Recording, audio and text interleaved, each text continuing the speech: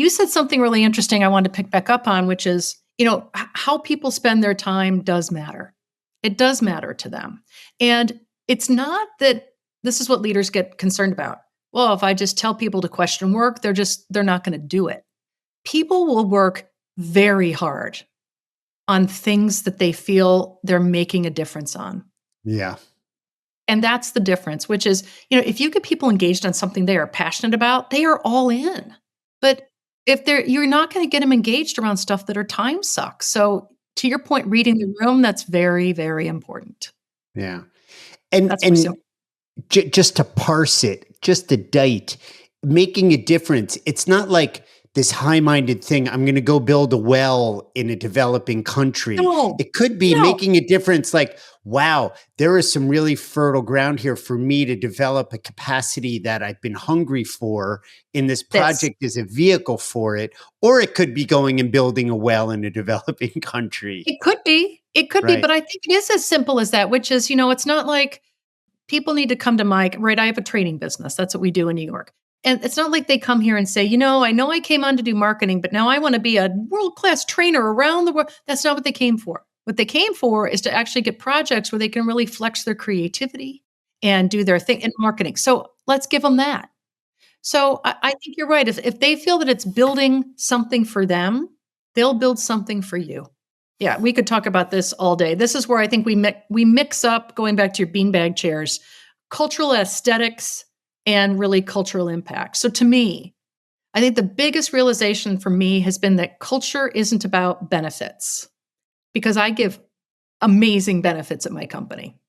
I have unlimited almost everything, but it doesn't matter if people can't use it.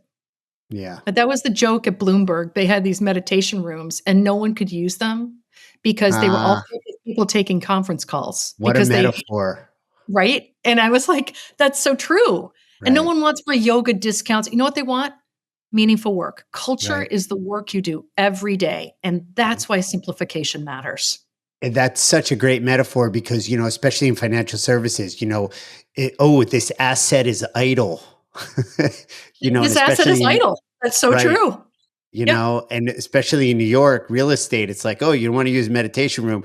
I can sublet it out to a guy making kebabs or something like that, It's like you're from New York. Who knew? Right. Yeah. It's true though, because it's like an underutilized asset. Well, but let's think about that with people. Right now, we are misusing our assets. And, I like to say it's time to stop fixing people to do more work and start fixing work to better leverage people.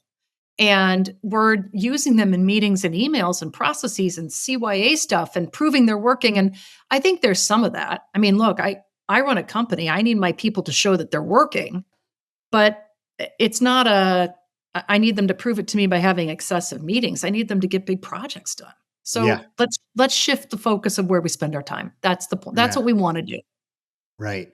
And a lot of our audience, not all of it, Lisa, are meeting professionals, whether they're event marketers, event producers, meeting professionals that deal with every aspect of a meeting, whether it's the food and beverage, the security, the messaging, the AV, the registration, the hotels. There's a lot of aspect to that, and it requires a lot of creativity, a lot of management.